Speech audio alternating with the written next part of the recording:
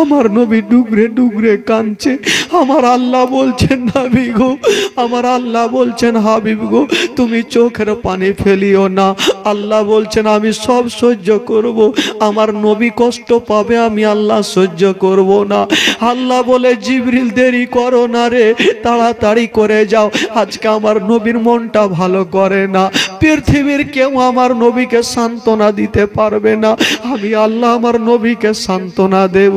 একবার নবীকে আমার কাছে নিয়ে আসো। বাবা গো, সেদিন কলমা কেউ পড়ে না, আমার নবীর মনটা ভালো করে না। খাবার নাই বাড়িতে, পেটে পাথর বেঁধে, বাবা গো, যাতে সাহাবারা বুঝতে না পারে যে আমার নবীর পেটে কিছু নাই, পেটে পাথর বেঁধে জামা দিয়ে ঢেকে আমার নবী বাবা গো ইসলামের দাওয়াত দিয়ে বেড়াচ্ছেন। সেদিন কেউ নবীর কলমা পড়ে না। বেরাদার বন্ধুগণ, বাবাজি আমার শোনন মা, সেদিন আমার নবীর কলমা কেউ পড়ে না, নবীর মনটা ভালো করে না।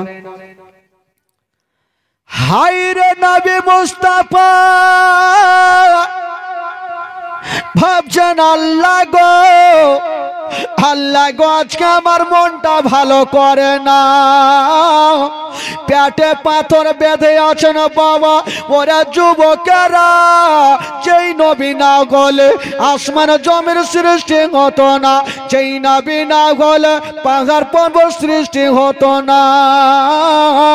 ওই নবী মুস্তাফা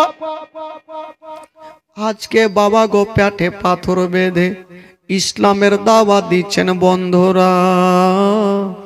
বাবা গো, সেদিন আমার নবীর মনটা ভালো করে না আল্লাহ, আমি আর বাড়ি ফিরে যাব না গো আল্লাহ। বেরাদার বন্ধুগণ, বাবা ও গো মা বোনেরা, আমার নবী মুস্তাফা কোথায় যাবেন বাবা? পেটে পাথর বাঁধা আছে, আমার নবী এক পা দুই পা করে যাচ্ছেন বাবা, নিজের বাড়িতে গেলেন না। কোথায় গেলেন আমার নবী? আমার নবীর একটা চাচাতো বোন ছিল, যার নাম ছিল উম্মে হানি। ওই উম্মে হানির গেটে আমার নবী যেন ডাক দিচ্ছেন বাবা। যেমনই উম্মে হানির গেটে ডাক দেওয়া, উম্মে হানি দরওয়াজাটা খুলেছেন বাবা। যেমনই দরওয়াজা খুলেছেন, দেখছেন চাঁদের মতো চেহারা, সূর্যর মতো চেহারা, চাঁদের থেকে সুন্দর, সূর্য থেকে সুন্দর আমার নবী দাঁড়িয়ে আছেন, আর চোখ দিয়ে যেন টস টস টস টস করে পানি ঝরছে। উম্মে হানি বলছেন নবী গো, কি ব্যাপার আজকে আপনি আমার দরওয়াজায় দাঁড়িয়ে কেন আছেন? আপনারা চোখে দিয়ে কেন পানি? আমার নবী বলছেন উম্মে হানি রে, ও বহিন উম্মে হানি রে, আমার মনটা ভালো করে না। যদি পারো তবে একটা রাত তোমার বাড়িতে থাকার জায়গা দাও। উম্মে হানি বলছেন ইয়া রাসূলুল্লাহ, নবী গো, আপনাদের নিমন্ত্রণ করে পাওয়া যায় না, আপনি আমার বাড়িতে থাকবেন, ইয়ার থেকে খুশির খবর কি হতে পারে? নবী গো, আপনি যতদিন থাকবেন তাতে কোনো বাধা নাই। ওরে যুবকেরা রে, শুনুন ওই নবীর জীবনী, যেই নবীর কলেমা পড়ে মুসলমান হয়েছো বাবা। এই এই বস, যেই নবীর কলেমা পড়ে মুসলমান হয়েছো বাবা, ওরে যুবকেরা, ওই নবী পাক বলছেন উম্মে হানি, তোমার বাড়িতে একটা রাত থাকার জায়গা দাও। উম্মে হানি বলছেন নবী গো, আপনি আমার বাড়িতে থাকবেন, ইয়ার থেকে খুশির খবর আমার জন্য কিছু হতে পারে না। বাবা গো, উম্মে হানি আমার নবীকে নিয়ে যেন বাবা ঘরের মধ্যে চলে গেছে। আমার নবী বিছানাতে বসে আছে, বাবা গো পেটে হাত দিয়ে আছে, পেটে পাথর বাঁধা।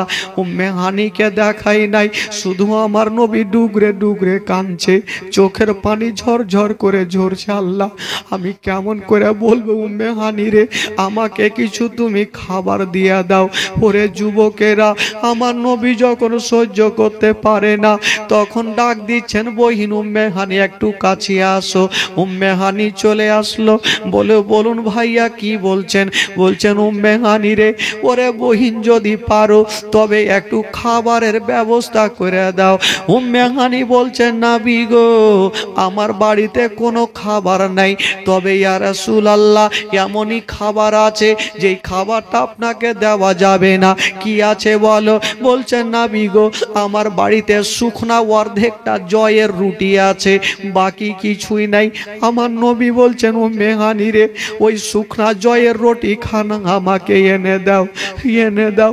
আমার নবী সহ্য করতে পারে না, পেটে হাত দিয়ে ডাক দিচ্ছে বহিন রে ওই শুকনা জয় রুটি খানা আমাকে দাও। এনে দিলেন বাবা।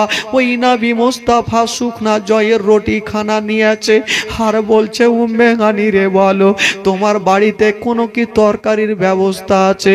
বলছে নবী গো আমার বাড়িতে কোনো তরকারির ব্যবস্থা নাই। বলছেন উম্মে হানি রে বলো তোমার বাড়িতে কি আছে? বলে নবী গো আমার বাড়িতে ওই কি বলে গোটা লবণ আছে, ওই লবণ ছাড়া আমার বাড়িতে কিছুই নাই। বলছেন ও মেহানি রে গোটা লবণটা এনে দাও। এই এই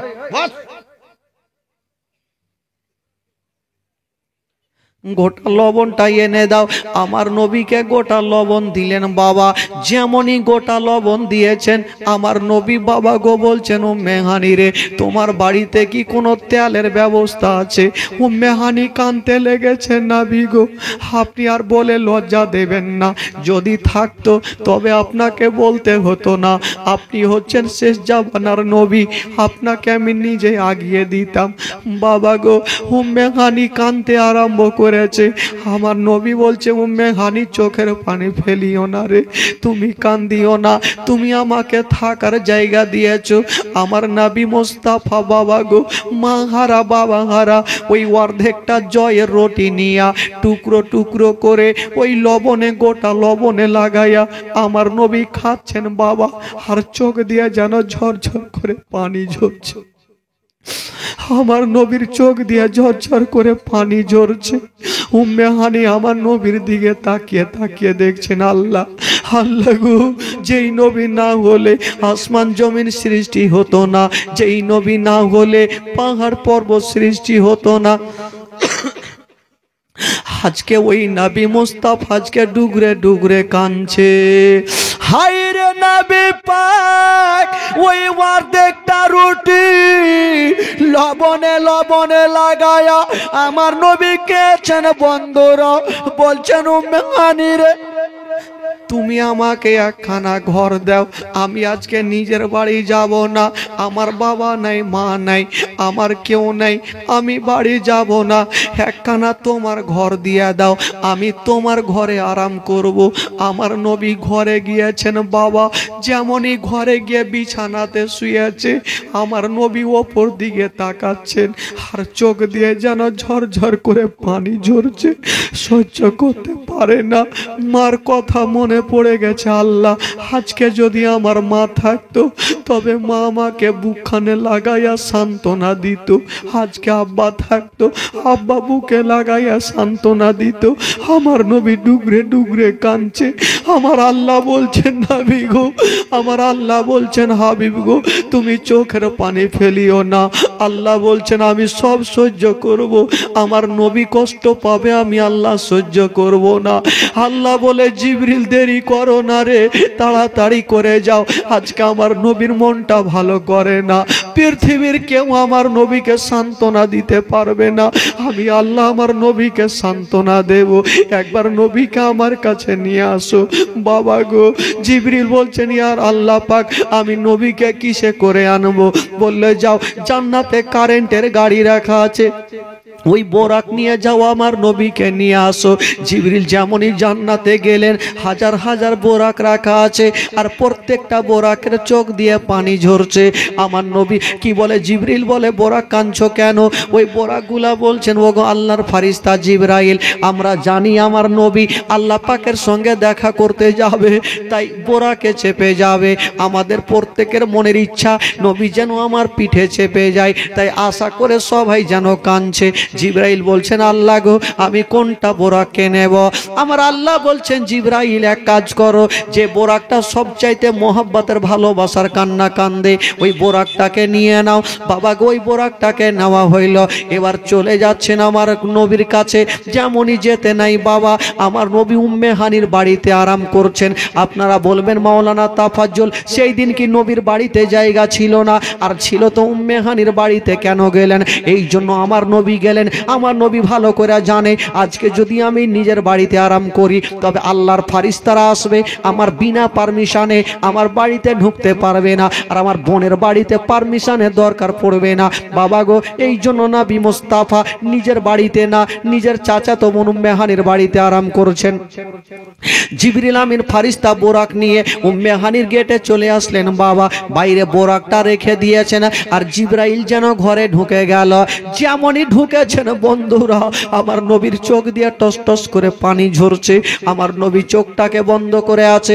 জিবরিল ভাবছেন আল্লাহ গো আমি নবীকে কেমন করে জাগাবো, নবীকে কেমন করে জাগাবো? যদি নবীকে ডাক দিই তবে বেয়াদব হয়ে যাবে।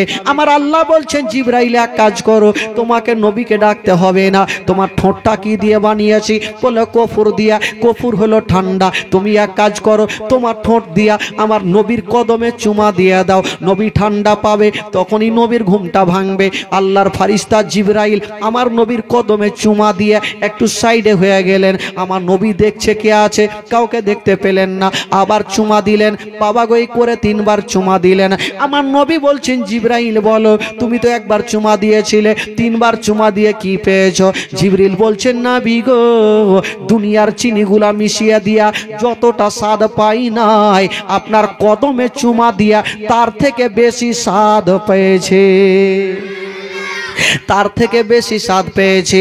আমার নবী বলে জিবরিল ঠিক আছে বলো। আচ্ছা বলো কেন এসেছো বলো। বলছেন ইয়া রাসূলুল্লাহ ইয়া হাবিবাল্লাহ নবী গো আল্লাহর হুকুম হয়ে গেছে, আপনাকে নিয়ে যাওয়ার জন্য এসেছি। আমার নবী বলছেন জিবরাইল আচ্ছা ঠিক আছে ঠিক আছে আমাকে নিয়ে যাবে। আমার নবী বাবা গো ওয়াজু করলেন। বাবা গো ওয়াজু করার পরে বিছানাটা রেখে দিলেন, আর বাইরে থেকে বাবা শিকলিটা লাগিয়ে দিলেন। আর যেমনই শিকলি লাগিয়ে দিয়েছেন বাবা আমার নবী যেন বোরাকের পার্শ্বে গিয়েছেন। আমার নবী বলছেন জিবরাইল বলো আমি কিসে চেপে যাব? বলছেন নবী গো আপনার জন্য কারেন্টের গাড়ি রাখা আছে বোরাক। বলছেন জিবরাইল আমি বোরাকে যাব, তুমি কিসে যাবে বলো? বলছেন নবী গো আমার জন্য কোনো কারেন্টের গাড়ি লাগবে না, আমাকে আল্লাহ পাক 300 খানা পাখা দিয়েছে, একবার হিলিয়ে দিই আমি কারেন্টের মতো পৌঁছে যাব। আমার নবী বলছেন জিবরাইল বলো তুমি কি তোমার পাওয়ার দেখাচ্ছ? তবে এই নবীর পাওয়ার তুমি জেনে নাও, তোমার মতন 1000 জিবরিলের পাখা যদি একসঙ্গে সেট করে দেওয়া হয় তবু এ মুস্তাফার গাড়ির সমান তোমার গাড়ি চলবে না, আমার গাড়ির সমান তোমার গাড়ি চলবে না। আমার নবী বলছেন জানি ওগো ইয়া রাসূলুল্লাহ ইয়া হাবিবাল্লাহ নবী গো আপনার সঙ্গে যাওয়ার অনুমতি দেবেন। বাবা গো আমার নবী মুস্তাফা বাবা ওই বোরাকে চেপে যাবেন। বোরাক কতটা গতিবেগে চলতে পারে কিতাবে লিখছেন বাবা ওই বোরাকের চোখের দৃষ্টি বাবা যত দূর পর্যন্ত হয় ওই বোরাকের এক ধাপ হয়। বলুন কত জোরে চলতে পারে। বাবা গো আমার নবী বোরাকে চাপলেন। সর্বপ্রথম বাইতুল মুকাদ্দাসে গেলেন, 2 রাকাত নামাজ পড়লেন। বাবা গো নামাজ পড়ার পরে আমার নবী সিদরাতুল মুনতাহাতে গেলেন। আমার জিবরাইল বলছেন ইয়া রাসূলুল্লাহ আমি এখান থেকে আগে যেতে পারবো না, আমার এই পর্যন্ত আল্লাহ ক্ষমতা দিয়েছে, আমি যদি যাই আমার 300 খানা পর চলে যাবে। আমার নবী বলছেন জিবরাইল শোনো এটা তোমার জন্য পুরানা রাস্তা হতে পারে, নতুন রাস্তা হতে পারে, কিন্তু আমার জন্য পুরানা রাস্তা। এ মানে বুঝা গেল আমার নবী আল্লাহ পাকের সঙ্গে দেখা করেছেন। বাবা গো শর্টকাটে বলে দিই এই মিরাজের ঘটনা বললে বাবা 3 দিন সময় লাগে। বলছিলাম বাবা গো 3 দিনের জীবনী আপনাকে 10 মিনিট আমি বুঝিয়ে দিই। আমার নবী মুস্তাফা বাবা গো চলে গেলেন রফরফে আর সে আজামে গেলেন। বাবা গো আমার নবী যেমনই জুতা খুলতে যাবেন আমার নবী আল্লাহ বলছেন নবী গো তোমাকে জুতা খুলতে হবে না, এই জন্য হবে না তোমার আমার আর সে আজামের চাইতে তোমার জুতার দাম বেশি আছে। জোরে বলুন সুবহানাল্লাহ। তুমি জুতা পরে চলে আসো। বাবা গো আমার নবী জুতা পরে গেলেন। বাবা গো আল্লাহ পাকের সঙ্গে কথা বলছেন। কারা বলেছেন? নবী ডাইরেক্ট আল্লাহর সঙ্গে কথা বলেনি, না রে বাবা না, আমার নবী মুস্তাফা ডাইরেক্ট আল্লাহ পাকের সঙ্গে কথা বলেছেন, কোনো পর্দা ছিল না। বাবা গো কত হাজার কথা বলেছেন, কত হাজার কথা বলেছেন বলুন তো ভাই, জোরে বলুন। 90,000 কথা বলেছেন বাবা গো। এবার কথা বলার পরে আমার আল্লাহ নবী পাক চলে আসবেন, বলছেন আল্লাহ গো আমি তো যাব, আমার উম্মতিদের সামনে যাব, সাহাবাদের সামনে যাব, জিজ্ঞাসা করবে তারা যখন জিজ্ঞাসা করবে আমাদের জন্য কি নিয়ে আসলেন, আল্লাহ গো আমি কি নিয়ে যাব। আমার আল্লাহ বলছেন নবী গো যাও, আমি তোমার উম্মতিদের জন্য 50 ওয়াক্ত নামাজ ফরজ করে দিলাম। কয় ওয়াক্ত নামাজ? জোরে বলুন। 50 ওয়াক্ত নামাজ ফরজ। তো আমার নবী 50 ওয়াক্ত নামাজ নিয়ে চলে আসছেন। তো প্রথম আসমানে মুসা আলাইহিস সালাতু তাসলিমের সঙ্গে দেখা। উনি বলছেন নবী গো আপনার উম্মতের জন্য কি নিয়ে যাচ্ছেন? বলে 50 ওয়াক্ত নামাজ। বলে ভুল করে পড়তে পারবে না, কিছু কমিয়ে নিয়ে আসেন। আমার নবী গেলেন আল্লাহ গো কিছু ওখান থেকে কমা যাবে না? হ্যাঁ যাবে। আমার আল্লাহ পাক ওই 50 থেকে 5 বাদ দিলেন। 50 থেকে 5 বাদ দিলে থাকলো কত? জোরে বলুন। 45। আবার মুসা আলাইহিস সালাম দেখলেন, বলছেন নবী গো 45ও পারবে না, আবার কিছু কমিয়ে নিয়ে আসেন। আবার গেলেন আল্লাহ গো আর কিছু কমিয়ে দেন। আমার আল্লাহ পাক আবার 5 মাইনাস করলেন। 45 থেকে 5 মাইনাস থাকলো কত? এই করে করে আমার নবী 9 বার গেলেন আর 5 ওয়াক্ত করে মাইনাস হলেন। তো 9 5 কত হইল? কত হইল? আচ্ছা 45, 50 থেকে 45 মাইনাস হলো, থাকলো কত? আমরা এখন কয় ওয়াক্ত নামাজ পড়ি? এরা কিন্তু 6 ওয়াক্ত পড়ে। এরা 5 ওয়াক্ত তো মন ভরে না, তো 6 ওয়াক্ত পড়ে।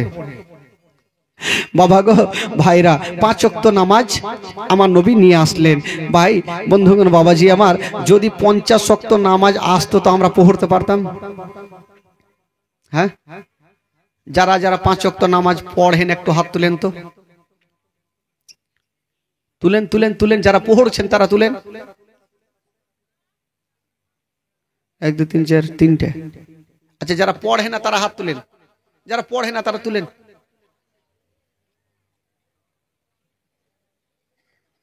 কত উচ্চা করেছে হাত রে।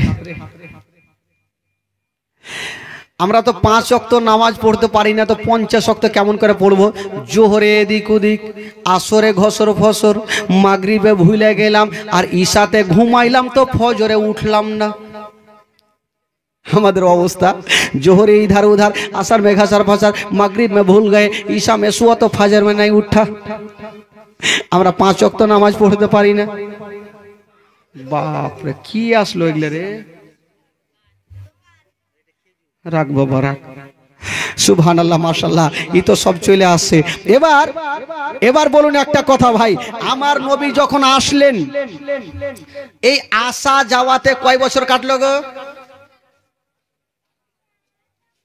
আমার নবী যখন আসলেন এসে দেখছেন ওযু করে গিয়েছিলেন, ওযুর পানি গড়ছে, বিছানা রেখেছিলেন, বিছানা গরম, শিকলি লাগিয়েছিলেন, শিকলি এখনো হিলছে। আমার নবীর কয় বছর কাটলো আসা যাওয়াতে? বলেন বলেন, মনে নেই? সামনে 2 বছর আগে বলে গেলাম ওই টোলাতে, মনে নেই? আল্লাহ রহম করো। এই আসা যাওয়াতে আমার নবীর 27 বছর কাটলো। জোরে বলুন সুবহানাল্লাহ। কয় বছর কাটলো? জোরে বলুন, আরো জোরে বলুন রে বাবা। হ্যাঁ টাটকা করে বল। 27 বছর কাটলো। তো 27 বছর পরে আসছে, তো উজুর পানি গড়ছে, শিকলি হিলছে, বিছানা গরম। এখন যদি আপনাদেরকে বলি যে ভাই আমি রতুয়া থেকে আসছি, আর এই স্টেজের পিছন থেকে এসে বলি যে রতুয়া থেকে আসছি, তো লাদ না পিঠে পড়বে কি পড়বে না? যে পিছন থেকে এসে বলছে রতুয়া থেকে, কেউ বিশ্বাস করবে কি কেউ করবে না। আমার নবী পাক সাহাবা ইকরামদের সামনে বলে, ওরে সাহাবারা আমি 27 বছর কাটলাম, আমার যাওয়াতে আসা যাওয়াতে 27 বছর কাটলো, কিন্তু আমি যখন আসলাম উজুর পানি করছে, শিকলি হিলছে, বিছানা গরম আছে, আমি 90,000 আল্লাহ পাকের সঙ্গে কথা বলে এসেছি, 5 ওয়াক্ত নামাজ নিয়ে এসেছি। কেউ বিশ্বাস করলো কেউ করলো না। একজন বিশ্বাস করেছিল আবু বকর, তার টাইটেল হয়েছিল আবু বকর সিদ্দিক রাদিয়াল্লাহু তাআলা আনহু। জোরে বলুন সুবহানাল্লাহ। একটা ইহুদি বলছে আমি জিন্দেগিতে মানবো না। আমার আল্লাহ বলছে তুই মানবি না, তোর বাপকে মানতে হবে। দেখ তোকে কি বানাইছি। ওই ইহুদি বিশ্বাস করলো না, বাড়ি গেল আর বাড়ি থেকে বাবা জামা পড়লো আর বাজারে গেল আর বাজার থেকে এত বড় একটা মাছ নিয়েছে। মাছ নিয়ে গেল, বলছেন বিবি আমার এ মাছটা তুমি সুন্দর করে রান্না করো, আমি গোসল করে আসছি। বাবা গো ওই ইহুদি, ওই কোন যাবি রে বাবা, কেউ উঠা উঠি একটাও না হয়, মাথা তুলবে না কেউ, বলে না চলছে চলছে একটা লোককে পায়খানা লেগেছে মাথা তুলছে, মৌলানা বলছে ভয় বসে গেছে ভাই, পায়খানা থামা খুব কঠিন হয় নাকি? সব থামা যাবে, পায়খানা থামা যাবে না। লাগেছে জোরসে পায়খানা লেগেছে, জোলহা এদিকে জোলহা আছে, হ্যাঁ এদিকে তো সব আধিয়া, জোলহাদের বুদ্ধি সবসময় আধিয়া হয়। লাগলো পায়খানা, ও কিন্তু মাথা তুলছে আর মৌলানা বলছে ওই বস, ই ভয় বসে গেছে, আবার থামছে, 10 মিনিট থামলো, আবার থামতে পারে না, আবার মাথা তুলছে, বলছে এই লোকটা ভাবছে বাড়িতে ঘুমাই তুমি ভালো ছিল, কুল মৌলবীর জালসা শুনতে আসলাম যে পায়খানায় বন্ধ করে দিলে। হঠাৎ করে কারেন্টটা চলে গেছে, অন্ধকার, ই ভাবছে অন্ধকারে ভেঙে যাবো, উঠে চলে এসছে, চতুর্দিকে লোক, কুণ্ঠে যাবো, একটা 8 নম্বরের জুতা ছিল, জুতাতে সাইরে দিয়ে যাবো, বসে গেছে। বলছে মাওলানা এই জোলহা সারা রাত থাকবে, জিন্দেগিতে ভাগবে না। কেমন করে ভাগবে, ও তো ট্যাঙ্কি খালি করলেছে। আর ওইটা আসলে অন্য লোকের জুতা ছিল না, যে মাওলানা জালসা করছিল ওয়ারি জুতা। মাওলানা ভাবলো জালসা শেষ করে রুমে যাব, যেমনই পা ভরেছে খাচাং, শীত কুণ্ঠে দেখাইলো রে ভাই। এরকম লাগে তাহলে যাবে, না হলে যাই না ভাই, মাথা তুলা তুলি হবে না, বৈশা আছেন বৈশা থাকতে হবে। তো কোথায় থেকে ছাড়লাম জীবনীটা ভাই, কোথায় থেকে ছাড়লাম জীবনীটা? হ্যাঁ মাছ, মাছ আর মনে আছে, খিচড়ির লেগে বেচারা কেউ বাড়িও যায় না রে, না ই ছাড়বে না খিচড়ি পাবো। আর মৌলানা বইলেই দিয়েছে যে খিচড়ি ছেড়ে যাবে তো ওকে লোটা নিয়ে দৌড়াইতে হবে, ইচ্ছার দিকে ঝামেলা তো ফেলতেছি। সুবহানাল্লাহ। এবার বাবা গো মাছটা দিল, মাছটা দিল, ইহুদি দেখছে বিবিকে মাছটা দিলাম, বিবি কি করে বাবা গো, বিবি ওই হাঁসুয়া নিল আর মাছটা নিয়ে হাঁসুয়াতে লাগালো। এই দেখে ইহুদি বাড়ি থেকে বেরিয়ে গেল, যেমনই বেরিয়ে গেল নদীতে গোসল করতে গেছে, জামা কাপড় খুলে দিয়া বাবা গো যেমনই নদীতে নেমে ডুব দিয়েছে, ডুব দিয়ে যেমনই মাথাটা তুলেছে বাবা গো ছিল বেটা, আর ডুব দিয়ে উঠেছে দেখছে হয়ে গেছে বেটি। আচ্ছা বলেন, একটা বেটা যদি হঠাৎ করে বেটা হইতো ভয় লাগবে না?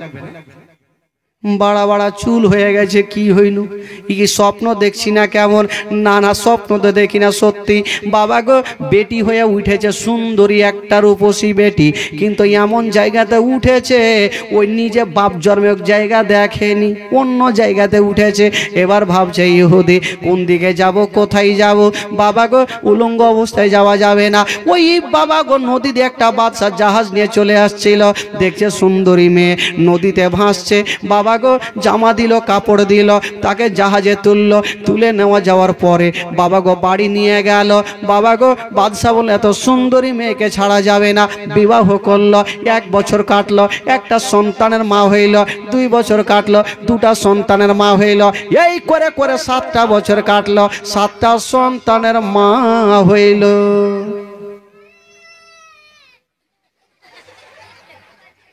আমি ভাবছি মুরগা ভেগে আলো নাকি রে।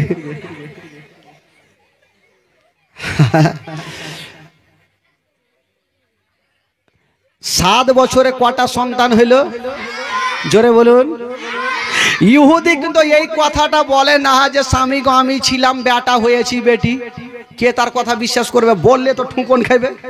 যেটা জিন্দেগিতে হয় যে একটা বেটা একটা বেটি হবে আর 7 বছর 7টা সন্তান হবে। ইহুদি মনে মনে ভাবছে ওইদিকে আমার বিবি হয়তো বেঁচে নেই, হয় মরে গেছে, না হলে অন্য জায়গাতে বিয়ে করলেছে, আর আছে হ্যাঁ দিয়ে যাও, এঠে না রেখে আমার মারতি আছে ওখানে ভরে দাও, সবটি বাড়ি নিয়ে যায় বিক্রি করব। রাখো রাখো। সুবহানাল্লাহ, পা লালে গেল ভাই। এগুলা করতে করতে তো সকালে আজান দিতে হবে। গেল খিচড়ি। এই ইহুদি কিন্তু এই কথাটা বলে না, স্বামী গো আমি ছিলাম বেটা হয়েছি বেটি, কারণ ওর কথা কেউ বিশ্বাস করবে না। ওই সুন্দরী মেয়েটা ভাবলো অনেক দিন থেকে, ও ভাবছে যে ওইদিকে আমার বিবি বাইচা নাই, হয়তো অন্য জায়গাতে বিয়ে হয়ে গেছে, না হলে বাড়ি ছেড়ে চলে গেছে, না হলে মারা গেছে, যে কোনো একটা জিনিস হয়েছে। কারণ 7 বছর জিন্দেগিতে কেউ স্বামীর জন্য অপেক্ষা করবে? ফোন নাই, টোন নাই, কিছু নাই। এই করতে করতে ইহুদি ভাবলো একদিন গোসল করে আসি। ওই মেয়েটা বলছেন, স্বামী গো আপনি বাড়িতে থাকুন, আমি নদীতে গোসল করে আসছি। যেমনই গোসল করতে গেছেন বাবা, সুন্দরী বেটি হয়া যেমনই বাদশার ঘাটে ডুব দিয়েছে, বাবা গো ডুব দিয়ে মাথাটা তুলেছে, বাবা গো যেমনই মাথাটা তুলেছে, বাবা গো বেটি হইয়া নাই বেটা হইয়া উঠিল। ছিল বেটি হইল বেটা। বাবা গো এবার নিজের ঘাটে উঠে গেছে, ই মাথায় কিল মারছে, মুখ কি ঝাড়ছে, স্বপ্ন দেখছি নাকি? ই স্বপ্ন দেখে না, সত্যিকারী ঘটনা ঘটছে। ভাবছে এবার তো 7 বছর পর আমার নিজের ঘাটে উঠলাম, এবার জামা কাপড় পাবো কোথায়? জামা কোনখানে পাবো আর কাকে ডাকবো এই অবস্থায়? আস্তে আস্তে যেমনই নদী থেকে উঠছেন বাবা, যেমনই ঘাটে উঠেছে, 7 বছর আগে যে নিজের জামাগুলা ঘাটের ওপরে রেখে গিয়েছিল, এত ঝড় বৃষ্টি হয়েছে কিছু হলো না। 7 বছর পরে যখন দেখছেন বাবা যেমন রেখেছিল তেমনই ধরা আছে। কোন রকম জামাটা তো পিলল, এবার বাড়ি যেতে ভয় করছে যে ওইদিকে বিবির কাছে সাহার খাইতে হবে, যে 7 বছর তুই কোনঠে গেছিলি কোয়া, উত্তর দিতে পারবো না। এইদিকে বাবা গো 1 পা 2 পা করে যাচ্ছে, ভাবছে দেখবো দরওয়াজা থেকে দেখবো, যদি বিবি থাকে তাহলে যাব, আর যদি না থাকে তাহলে দেশ ছেড়ে চলে যাব। ইহুদি যেমনই যাচ্ছেন বাবা পাল্লাটা সরায়া দেখি বিবি কি করে, যেমনই পাল্লাটা সরিয়া দেখছে, চোখে কি দেখছেন বাবা, 7 বছর আগে যে বিবিকে মাছটা দিয়েছিল, হাসুয়াতে লাগিয়েছিল, 7 বছর পরে দেখছে তার বিবি মাছটা হাসুয়াতে লাগিয়া ধরা আছে। ই ভাবছে হয়তো অন্য মাছ হইতে পারে। ই গেল দরওয়াজা খুলেছে, আস্তে করে যায়া বলছে, বিবি তোমার কি মাছ কাটা হয়নি? ওর বিবি হাসুয়া কি বলে মাছটা রেখে দিয়েছে, আর হাসুয়া লিয়ে উঠেছে, তোকে কাইটা শেষ করে দিব। কেন? বলে তুমি গোসল করলা না বাহির থেকে চলে এলা? আর বিবি মাথায় হাত দিয়েছে, ইহুদি মাথায় হাত দিয়েছে, পাগলি তুই কেমন কথা বলছিস, গোসলের কথা বলছিস, তাহলে ঘটনাটা শুনালে, এই যে তোকে মাছটা দিয়ে গেলাম, নিজের ঘাটে ডুব দিলাম, অন্য ঘাটে একটা সুন্দরী মেয়ে হয়ে উঠলাম, তুই তো বঁচি, তোর থেকে ভালো ছিল। বিবির মিজাজ আরো খারাপ করছে, ওই তুই তো বঁচি, তোর থেকে ভালো ছিল। এবার একটা বাদশা নিয়ে গেল, আমাকে বিবাহ করলো, 1 বছর করে 7টা কি বলে 7 বছর কাটলো, 7টা সন্তানের মা হয়েছিলাম, আবার বাদশার ঘাটে ডুব দিয়েছিলাম, নিজের ঘাটে বেটা হয়ে উঠেছি, আবার নিজের জামা পরে তোমার সামনে দাঁড়িয়ে আছি। বিবি বলছে, স্বামী গো হয় তোমাকে মারাত্মক কোনো জিন ভূতে ধরেছে। বাহির থেকে তালা বন্ধ করে দিয়েছে, আর ওঝা গুনিকে ডাকলো, একটা হাতুড়া গুনিকে ডেকেছে। এবার হাতুড়া গুনি ঘটনাটা শুনলো, ঘটনা শোনার পরে বলছে, মা তোমার স্বামীকে মারাত্মক জিন ভূতে ধরেছে, একে জিঞ্জির লিয়া টাইট করে বাঁধো। জিঞ্জির লিয়া টাইট করে বাঁধেছে। আরে ইহুদি বলছে, না গো না, আমি সত্যিকারই আমার ঘটনা ঘটেছে, সত্যিকারই ঘটেছে, কিন্তু তার কথা কেউ বিশ্বাস করে না। কেমন করে করবে? তুই নবীর কথা বিশ্বাস করিসনি কেন? জোরে বলুন সুবহানাল্লাহ। তো তোর কথা কে বিশ্বাস করবে? ইহুদি বলছে, না বাবা ছেড়ে দাও। বাবা গো গাছের সঙ্গে টাইট করে বেঁধে দিল, আর নিমের গাছে চড়েছে, আর বাবা গো নিমের পাতা পারলো, আর ছু ছু ভূত ভাগাইছে, ওকে তো ভূত নাই, কেমন করে ভাগবে? বলছে ভাই রে, আমাকে কোনো জিন ভূতে ধরেনি, আমি সত্যি ঘটনা ধরে দেখেছি। এবার ওই ইহুদি কি বলল, ওই ওঝাগুনি ভাবলে এক কাজ করো, নিমের পাতাতে ভাগবে না, একে জুতা শুঙাও। তুই নবীর কথা মানবি না? বাবাকে জুতা শুঙাইছে, বলছে না রে ভাই না, আমি সত্যিকারই ঘটনা দেখেছি। বাবাকে তার কথা কেউ বিশ্বাস করে না। ওই ইহুদি তখন বিবির হাতখানা ধরে বলছে, বিবি আমার শুনে নাও, শুনে নাও, একটা তোমাকে কথা বলে দি, আমার 7 বছরের 7টা সন্তান হয়েছে, এই কথাটা তোমরা বিশ্বাস করো না, কিন্তু নবী যিনি শেষ জামানার নবী সেই দিন বলেছিল, আমার একই রাত্রে 27 বছর কেটেছিল, 27 বছর পরে যখন এসেছিল অজুর পানি গড়তেছিল, শিকল হিলতেছিল, বিছানা গরম ছিল, আমি বিশ্বাস করিনি। তাহলে নবীর কথা যদি আমি বিশ্বাস করিনি, এই জন্য হয়তো আল্লাহ আমাকে এই ঘটনা দেখিয়েছে। আমার কথা কেউ বিশ্বাস করে না। ও বিবি আমার, তুমি দেরি করো না, তাড়াতাড়ি করে নিয়ে চলো, নবীর দরবারে নিয়ে চলো। বাবা গো, ওই বিবি আমার সঙ্গে সঙ্গে ইহুদিকে নবীর দরবারে নিয়ে গেল। যেমনই যেতে নেই বাবা আমার নবী পাকের সামনে গিয়ে দাঁড়িয়ে গেছেন। নবী গো, ইয়া রাসূলুল্লাহ, ইয়া হাবিবাল্লাহ, নবী গো আর দেরি করবেন না, তাড়াতাড়ি করে আমাকে কলমা পড়িয়ে দেন। আমার নবী মুস্তাফা সঙ্গে সঙ্গে বাবা ওই ইহুদিকে কলেমা পড়াইয়া দিলেন। লা ইলাহা ইল্লাল্লাহ, জোরে লা ইলাহা লা ইলাহা ইল্লাল্লাহ, আকে লা ইলাহা ইল্লাল্লাহ মুহাম্মাদুর রাসূলুল্লাহ সাল্লাল্লাহু আলাইহি ওয়াসাল্লাম। আল্লাহুম্মা সাল্লি আলা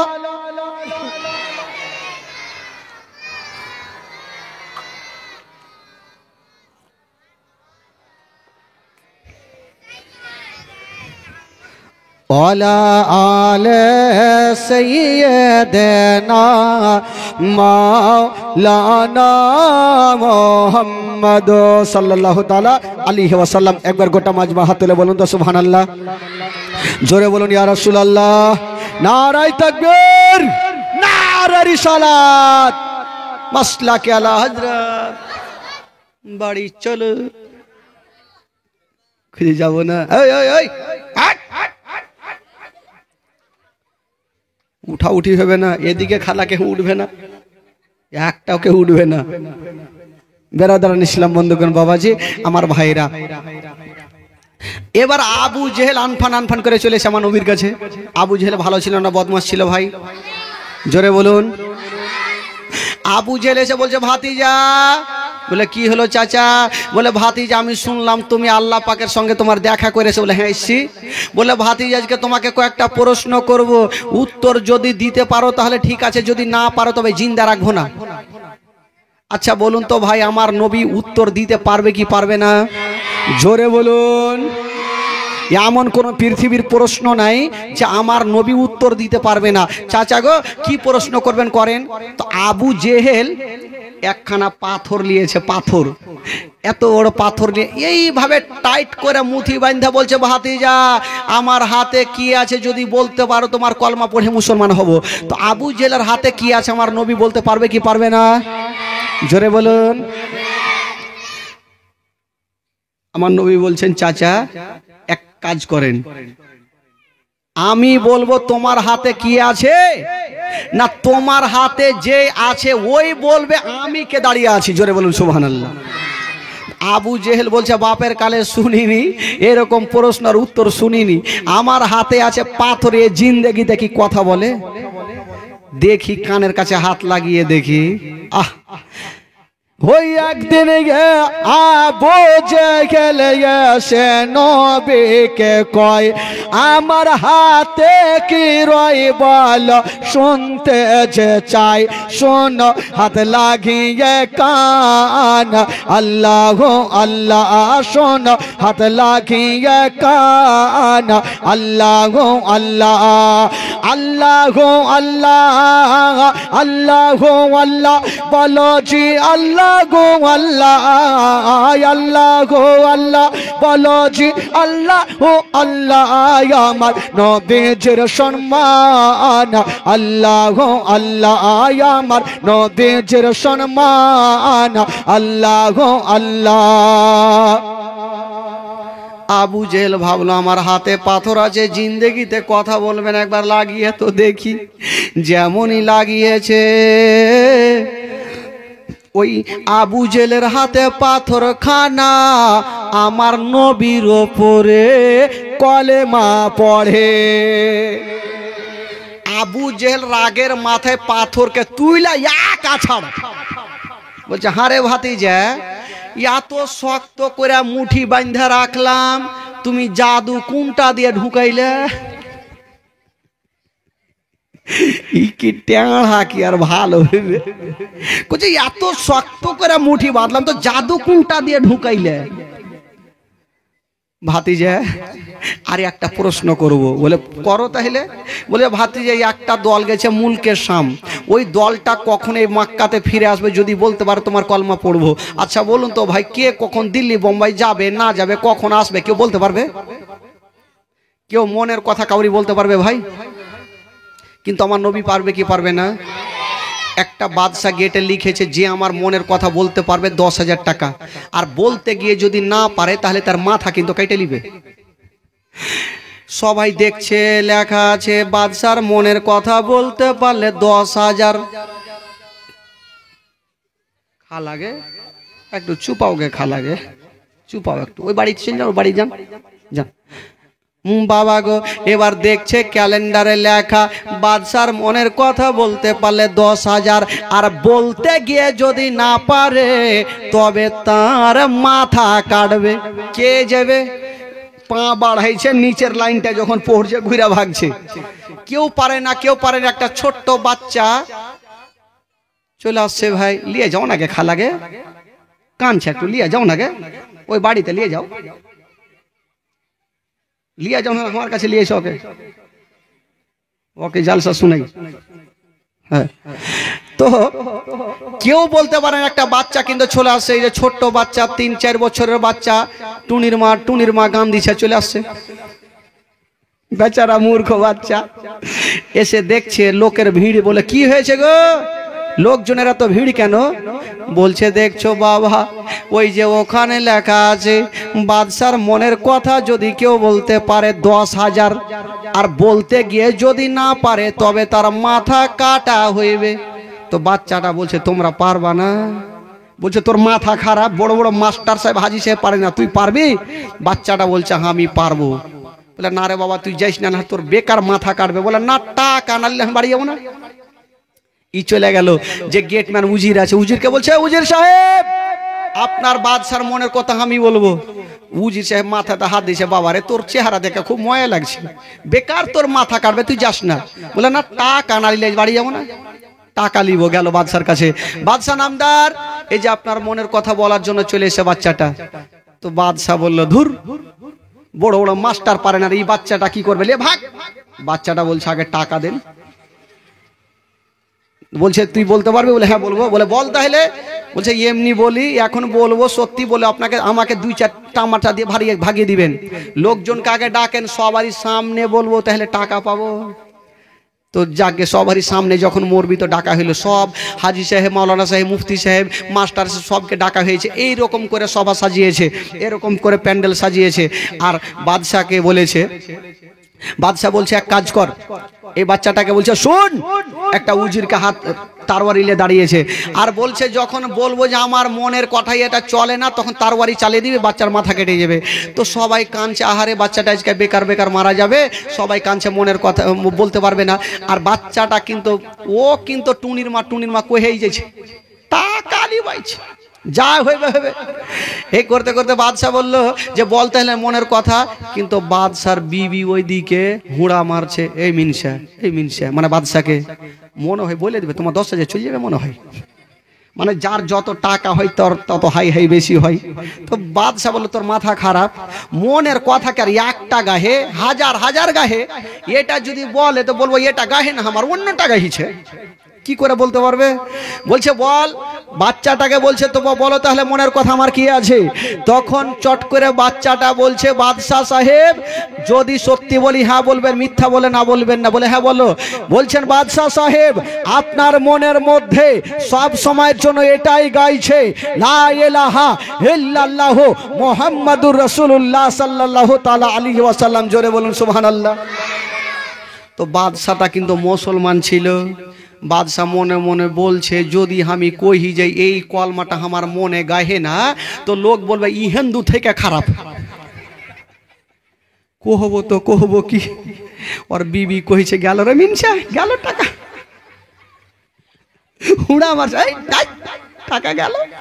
ই কইছে তো ফাইসা গেলাম। আর মাওলানা গুলো ওর দিকে বড় বড় চোখ করে দেখছে।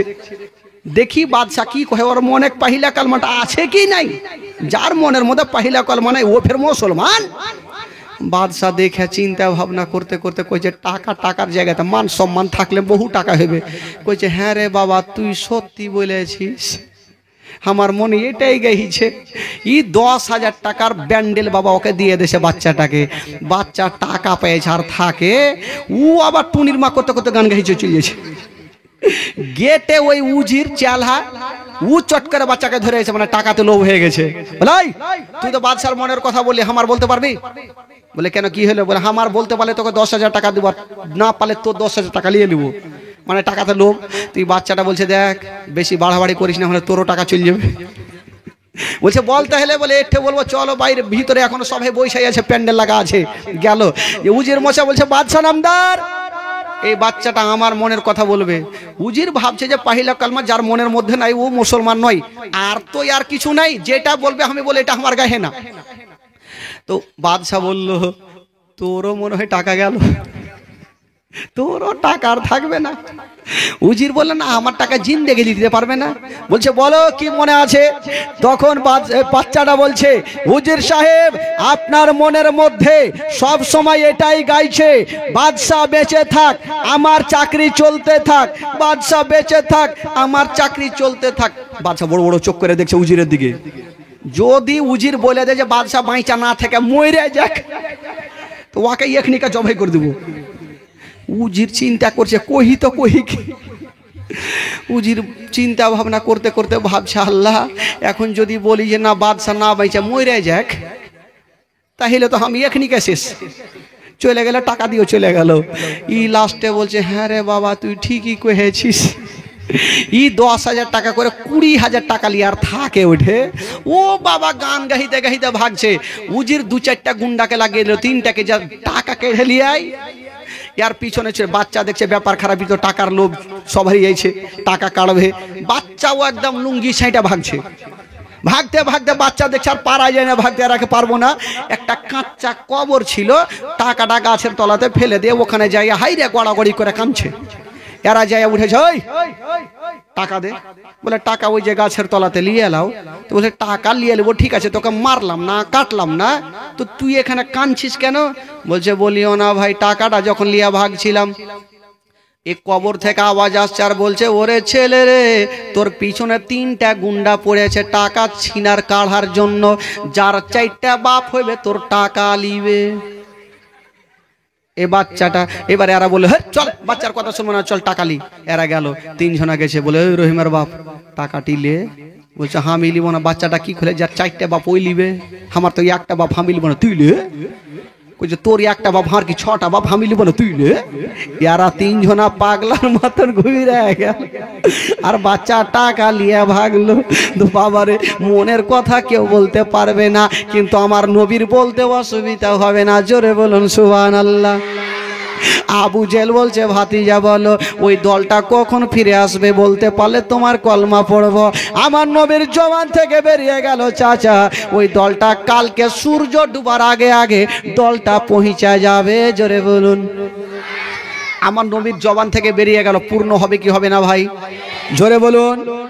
বাবা গো আমার ভাইরা, রাত্রি প্রায় 1টা পার হয়ে গেল। ভাবছিলাম 1টা পার হয়ে গেছে, ইনশাআল্লাহ আজি আর 2 মিনিটে শেষ করব ভাই। ক্যাম্প করার পর এগুলো ডাক করব। আমার মা বোনেরা অনেক ধৈর্য সহকারে বসে আছেন। খালা আমি জানি গে খালাকে বাড়িতে মুরগি মশলা সব চুরি হয়ে গেছে, থাকেন আর 2-4 মিনিট থাকেন খালা, চিন্তা নাই। বেরাদার বন্ধুগণ, বাবাজি আমার, এবার আবু জেহেল সকাল হইলো দুপুর হইলো, ই জানে যে দলটা আসবে না, একখানা পাইনা লাঠি নিয়েছে নবীকে মারার জন্য।